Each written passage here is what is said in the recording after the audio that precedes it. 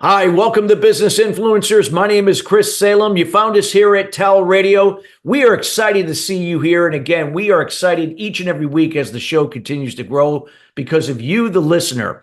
We are committed each and every week in bringing subject matter experts to help elevate your level of business influence and take your business to the next level. Yeah, again, we can be found not only on TALRadio, but also on Spotify, Apple, and also our YouTube channel at Business Influencers with TALRadio at the TouchALife Foundation.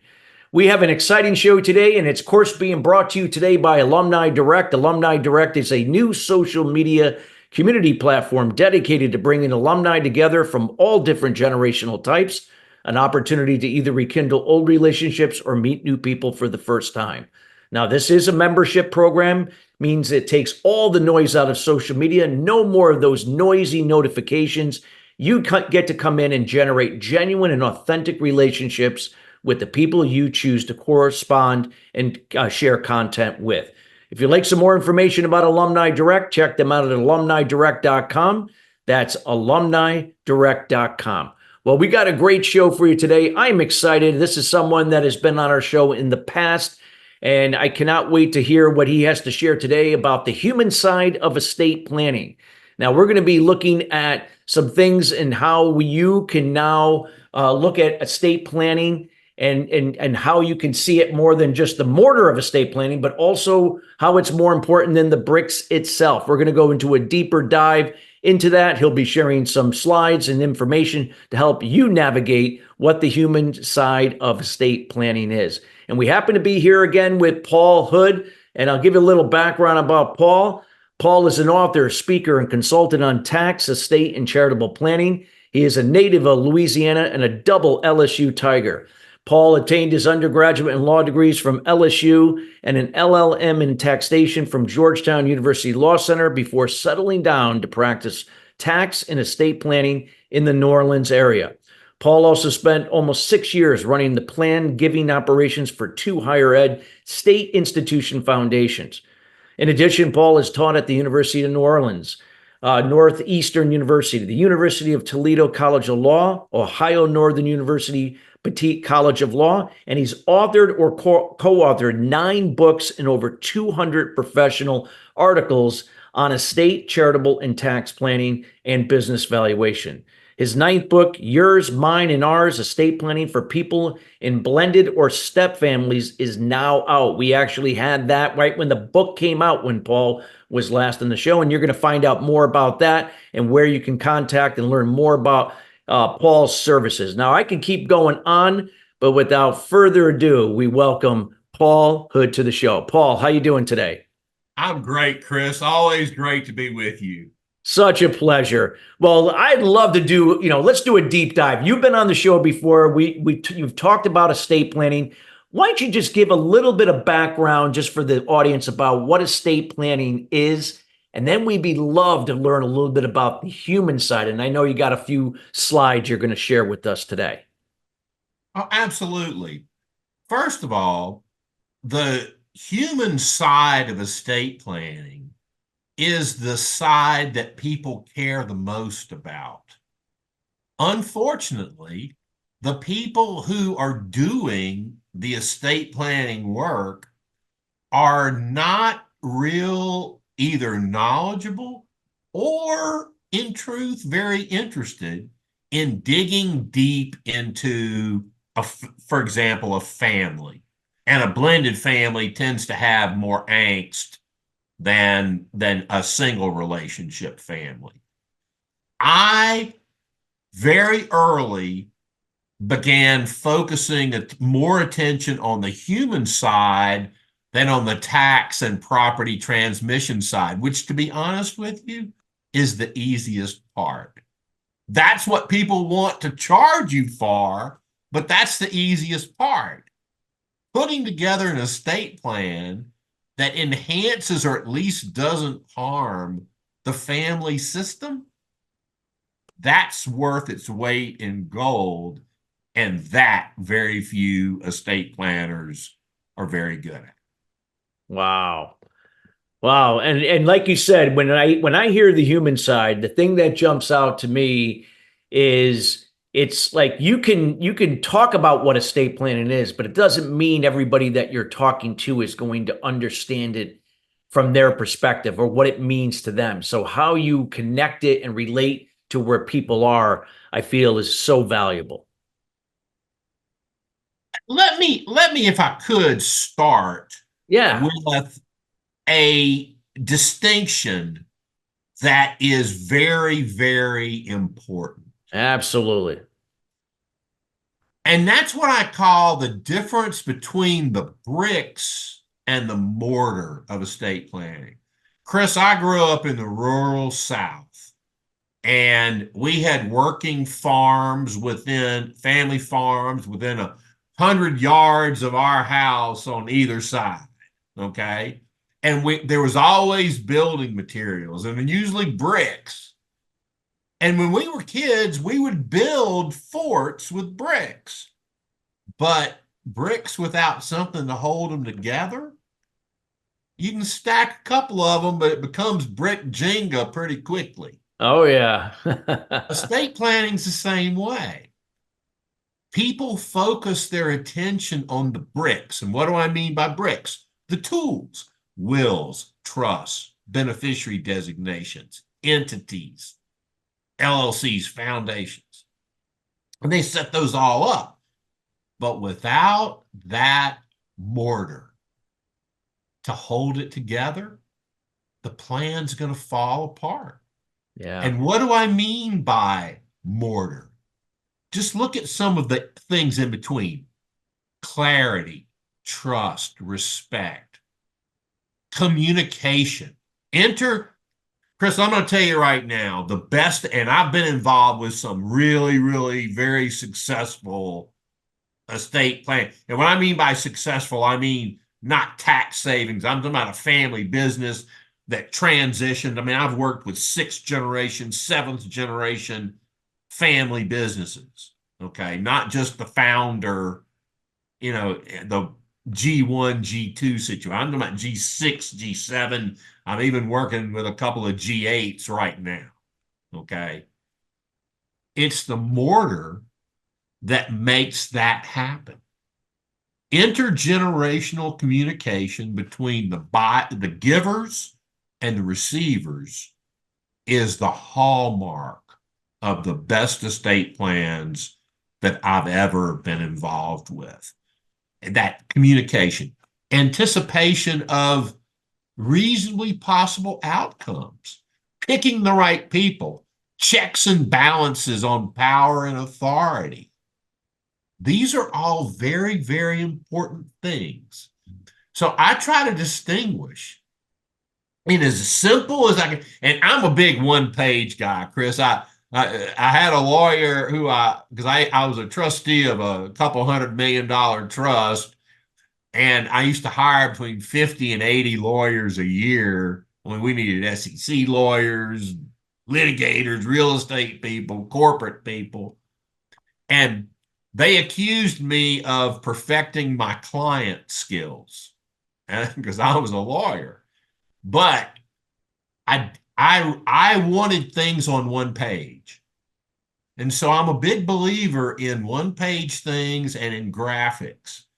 And bricks and mortar, not only brings back my idyllic childhood in central rural Louisiana in the 60s and early 70s, but it's a simplistic way to show the difference between the tools of estate planning, or the bricks, and the things that keep those tools or bricks together, the mortar, the human side of estate planning.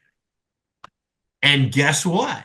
The reason why that is so important, we switch to another graphic that I called the path of most resistance. And it is the path to a good estate planning result. What's a good estate planning result, you might ask? It's one in which someone's property goes to the people they want it to go to, when they want them to get it, and how they want them to get it. Family relations are not harmed in the process. Notice I said nothing about tax minimization. Yeah. Very few people care about estate tax, Chris. I mean, it's not applicable to many people anymore anyway. But even when it was, a client would say, "Oh, we're going to owe estate tax? That's not my problem. I'm dead. That's my kid's problem. That's my grandkids' problem. That's the trustee's problem." So notice the line in the middle goes in both directions, because estate planning can go backwards. Easy example. You've got, and I had this happen to me numerous times when I was in practice. Dad comes in, brings his oldest daughter because he wants to talk and wants to include her in his estate planning decisions. And when we sit down and we start into it, the dad would say something like, nah, honey, this is what, when I'm gone. And then the child goes into the emotional defense. "Oh, daddy, that's a sick thought. We don't want to talk about that. You're going to be with us for a long time, daddy. I don't." So what does dad do? In order to not make his daughter uncomfortable, dad shuts down the discussion about the planning that he really needs. And it was cut off because of the psychological side. Yeah. This whole graphic describes what I call the estate planning play. And there are actors in our play. We've got the client. I have two advisors, and that's simply really just a filling spot for as many advisors as the client has. Because after there's more than one, there are communications and other issues between the advisors. Above the line, the double line, are things that all of the players in the play experience. Below the double line, you have unique considerations for the client, for the advisors, and then for the loved ones, intended beneficiaries, and others. So it's a tough path to get to the good estate planning result, and we should celebrate them every time we achieve one, because not enough of them are achieved. No, that's so true. So true. And such great distinguishing that, the path of, when you look at that slide with the path of most resistance, what do you feel? I mean, you talked about it earlier, Paul, the importance, like the human side, communication's so instrumental here. What do you feel like, again, it's not always one size fits all, like how you talk to one person might be different from another. Do you feel like sometimes, obviously that's important because somebody while one person might understand something you're covering, another may not. Depends on how we communicate it. Well, the communication, the most important part is that communication happen. Yep. Okay. And see, a lot of people say, "Well, I don't want to tell my kids what I'm going to do." And if you think about it, that's kind of illogical, particularly if it's a family business and I'll pick on a G1 founder, they expect the family to continue the business after they're gone. But if they don't talk to their kids, is this something you want to do? They're like two ships passing in the night. When the family would have economically been better off, where let's say the kids really don't want, because they're wealthy and they tend to move away from wherever the family business was, one of the coasts or the beach or something, and they're not in the community anymore. And they don't care. They don't care about it. Had that communication happened before mom and dad died, they could have sold the company while dad was alive, gotten more money for it because it was more valuable. He could have stayed on as a consultant, the typical 2 to 3 years, and they would have come away with it. They wait till dad dies. Their key man is gone. The kids are disinterested and probably unable to run the business. They end up selling it for a fraction of what it was worth. Yeah. And whose fault is that? Their advisors. It's their advisors because they should have forced that communication. Yep. Absolutely. Wow, that's great stuff here. But what would you be like recommend, like, when with estate planning, what are some of the things that you feel the human side kind of really smooths out, any of these areas that you discussed, like and make it easier to process this? Because there's a lot of stuff, but it doesn't have to be as complex as people think it has to be. No, you're right. It doesn't. The big thing again is willingness to have a communication. And what I mean by that is estate plan. See, what people are worried about is losing control of their estate plan to their kids. Now, they're also worried about losing control of their estate plan to their estate planners. I did some interdisciplinary research about a little over 25 years ago, Chris, with some psychiatry medical school professors on the human side of estate planning. And it was quite an endeavor because there were my clients. It involved waivers of legal privilege. There was a lot to it. I even had to go to court to get it protected, from, save a disciplinary charge or something.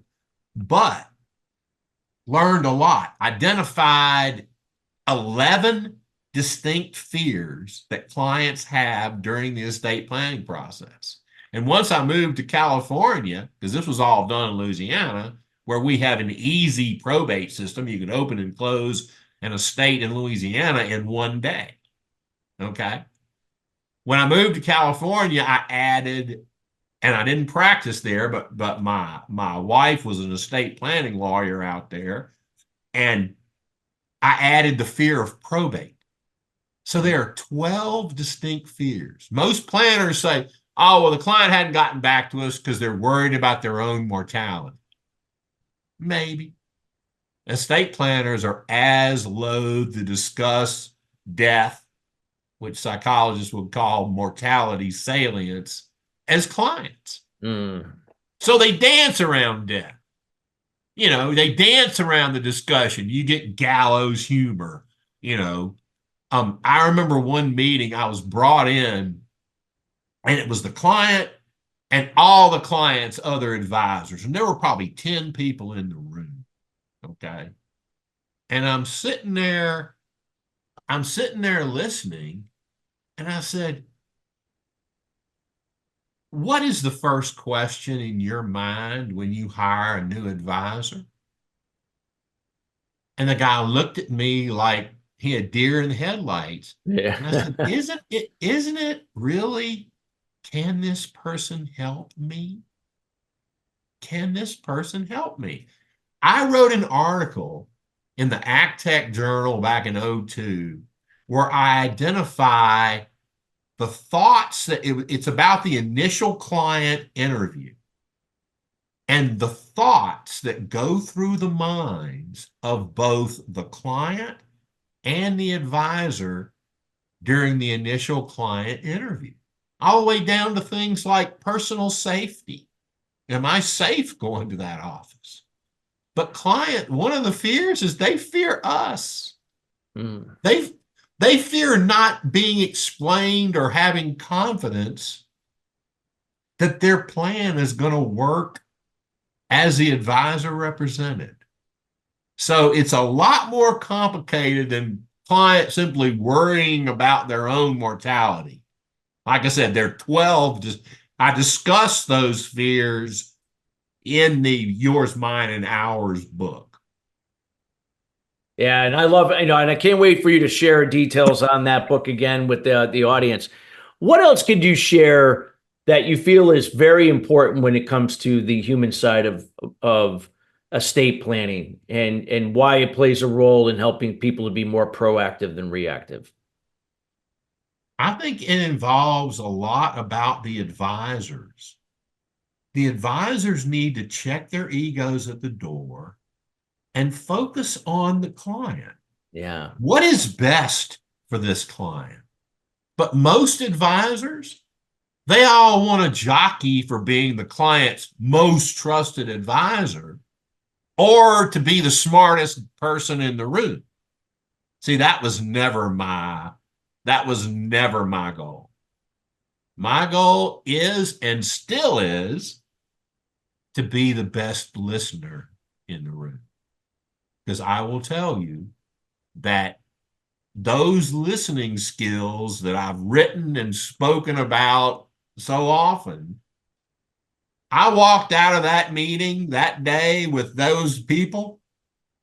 The client just met me, and all of a sudden, he called me back and said, which of my advisors need to go? And I told him all of them. I said, they're all protecting their own firm's interests. They're not protecting your families. And I was with him about 40 minutes, Chris. That was it. Wow. But by listening, and when I say listening, I'm not watching body language, because communication can be as much as 95% nonverbal. I walked out of that meeting as the client's most trusted advisor with the input to get rid of the other ones. And he asked me to assemble a new team for him, accountants, lawyers, and I did. And I was a sole practitioner. I couldn't do any of that. But I became the client's essential, and I was this for several, essential outside general counsel. Communication is the key, but client-centric advisors are worth their weight in gold. Got it. Got it. And if you could just as we get towards the end of the show, anything else that with the client centric, because I'm a firm believer that is so, so important, especially when we're creating these experiences, especially when it comes to estate planning. It's so important with that. Well, it is. And to be honest with you, the family's future depends on it. Because if you set up an estate plan that pits family member against family member, and you can do this unwittingly if you don't understand family dynamics. Yeah. I probably have a library of over 200 books about psychology of estate planning. Things like family birth order. Where are you in the birth order, and how does that impact your view? And these are all real important things. So it's important to find an advisor who will listen to you and who will encourage you to communicate with the others so that you get those warm and fuzzy benefits of estate planning that Captain Ahab discussed in Herman Melville's book that became known as Moby Dick. When he signed his will, he went down into the hull of the ship and signed his will. And he said, it was like a stone rolled away from my heart. Yeah. And there it is. Well, Paul, this has been such valuable information you shared. I know we're getting towards the end of the show, and I want to make sure that the audience reaches out to you, gets a hold of the book, number one, and two, want to know where they can find you and anything else that you would like to leave them. Yeah, my website is paulhoodservices.com. There's a lot The graphics are there. There are a lot of articles that I've written, my most recent articles, the three-parter on the psychology of estate planning that I wrote in Trust and Estates 5 or maybe 6 years ago. And a lot of other information. Paul at paulhoodservices.com. I get questions from people all over the world, and I'm always good about getting back to them. All right. This is great. That I want to thank you again, Paul, for sharing this information. And listeners, we want to thank you each and every week joining us here at Business Influencers. Again, we encourage you to reach out to Paul, get to know him, buy the book, and reach out about the estate planning. This is such an important area that oftentimes people react rather than be proactive. And this is someone that's been doing it a long time and understands it inside and out. So feel free to reach out. And again, Paul, thank you so much for taking the time to be here. Always a pleasure to be with you, Chris. Anytime. Thank you. And listeners, thank you each and every week joining us here at Business Influencers. Again, we are committed each and every week in bringing subject matter experts like Paul in to help you raise your level of influence and take your business to the next level. If there is content you'd like to see on a future show, feel free to reach out to us at chris@christophersalem.com. That's chris@christophersalem.com. Till then, everybody, have a great rest of your week, and we'll see you next week. Take care.